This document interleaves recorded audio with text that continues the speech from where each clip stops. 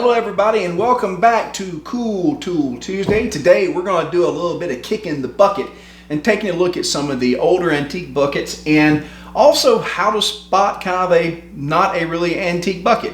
So here's the deal. You know, when I'm out looking for this stuff, there's a lot more fake, or I say fake's a bad word. There's a lot more modern buckets that people mistake for stuff that's really old. You know, buckets were a very consumable item. They were usually made out of wood. They were usually in a wet environment. So we don't have a lot of really great examples of buckets left simply because they disintegrated and they were in a wet environment because they were holding together water. And when you took the water out, normally the buckets just fell apart when they dried out. So not a lot of real authentic buckets left around. And there's a lot of things that kind of get in there and confuse you as to what is going to be the real stuff. So let's start over here with this guy here. Let me make a little bit of room. Okay, this is a galvanized bucket. And it's a pretty cool looking little deal here. This is very reminiscent of what they call a coal scuttle. Now, there are several coal scuttles from the late 1800s and early 1900s, and this kind of closely resembles that with the galvanization. However, this is going to be pretty much representative of why it's so difficult to really, you know, narrow down if it's an old bucket or so, because this looks the part. This looks just like a galvanized coal scuttle from back in the day. However, there's a couple different things you need to recognize here. So you're going to find that a tremendous number of these types of buckets usually end up coming from India. There was just a mass amount of imports, Pier 1, things like this, that sent over all kinds of stuff. And this is actually a product of India, and it's given away by the fact, if you look right here, this is actually marked the Tattoo Steel. The Tattoo Steel company is still in operation over in India.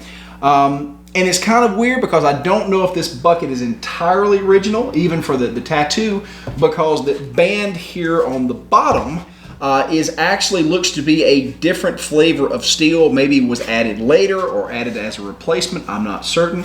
But the other cool thing here is if you look really closely, you can actually see little stickers that look like they came from India. So how this got over here, I'm not particularly certain, but this is not an exceptionally old bucket. It looks the part, but it's not. So this is one of the main ones you're going to run into quite often. The other one that you're going to run into that's a big kind of giveaway, if you find a brass bucket or a pot, especially with this forged handle here, there are tons of these things that have come over from India. Like I said, Pier 1 was full of these guys. You see these in antique stores left and right. They're not antiques. They are manufactured en masse in India. Still now, it's cool looking, especially if you polish this guy up. It has that old looking feel. It's a great decorator item, and that's exactly what they were originally made for. Now, one of the other things that you can look for is, let's see, there's a stamp on here. Can't read it because I'm getting too old. However, one of the things that I do notice on these guys is you can pick up little pieces. If you look on the inside here, let's see if I can show you that. If you look right there, you can see there's a copper rivet, and that is clearly what is a leather worker's copper burr, or it looks very close to it. And that's a very modern piece. So again, this is not an old bucket. India. Now, what gets a little more complicated are going to be these guys right here. We refer to these as birch boxes down here. They're not a really southern thing. A lot of this was not. These can be a lot older, from the first portion of the century. These were used as hat boxes. These were used in a lot of hardware stores. I've seen a lot of these, especially leading up into the 1940s.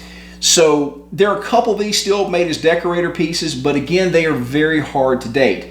The way these boxes are made, they're actually made from a strip, almost a shaved veneer that comes off a log. Again, this indicates a very large industrial setting. And then usually bound together with a little bit of this galvanized strapping. So all of this, again, perfectly suitable for, you know, the turn of the century or better. But these were manufactured relatively recently. And at the bottom here, it looks like I've even got a Can't tell if that's a piece of plyboard. But again, very well fit, very well cut, so this most likely came out of the factory.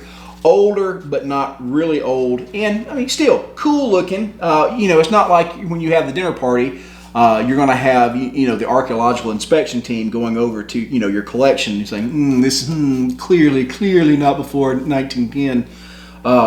Cool looking, but still really not the good stuff like I like. So, what is the good stuff, you may ask?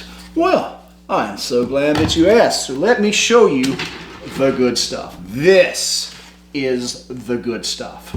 Now, when I first saw this, you know, it looked like just an old barrel that had some strapping on there and, you know, not too much to speak of. However, when I got a second look at it, I kind of peeked over onto the inside like this. Let me see here, make sure you guys can see this. You see those bent nails? And when I looked closely and I started looking around the outside edge, I noticed that I did not see slats. The only thing that I saw was actual grain. And so then that's when I realized that this bucket is made out of one piece of wood. This is actually a hollowed out log that has been shaped and hollowed to make a bucket. Now it's been reinforced with this metal strapping, and it's got these nails that have been hammered through and bent over. Now that is what we call a clinch nail.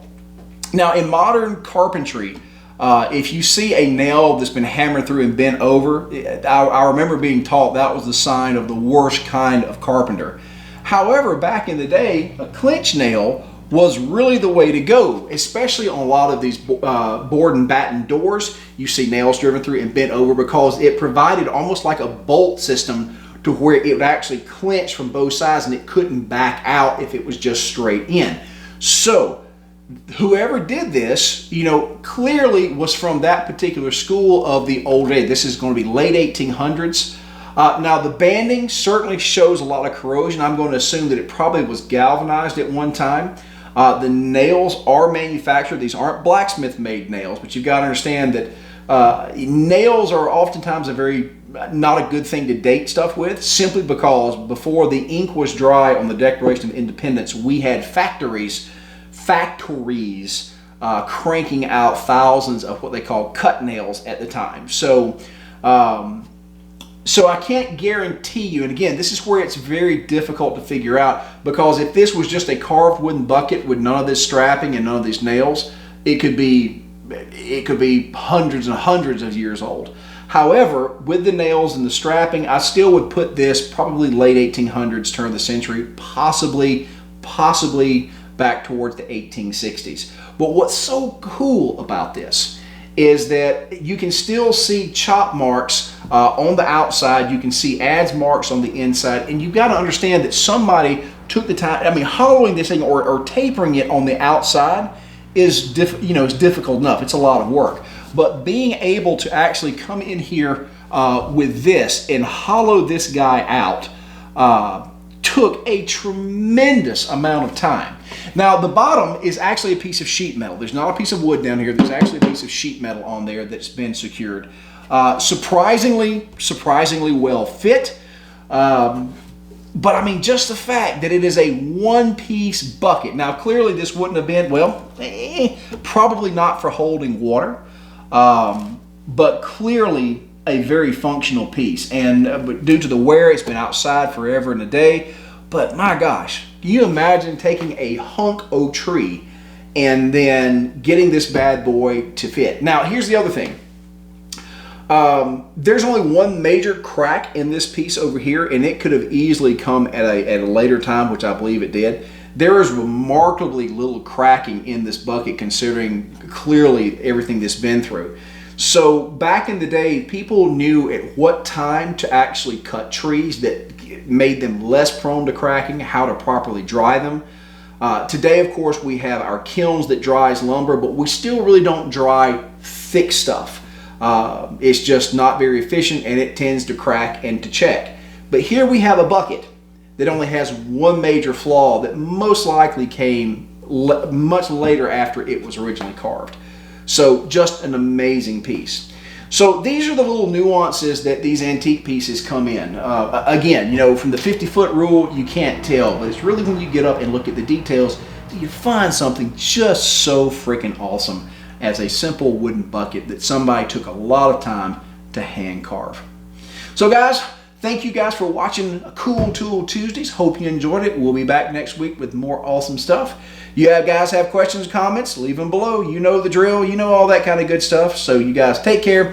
Thank you for watching, and thank you for supporting the channel. You guys be good.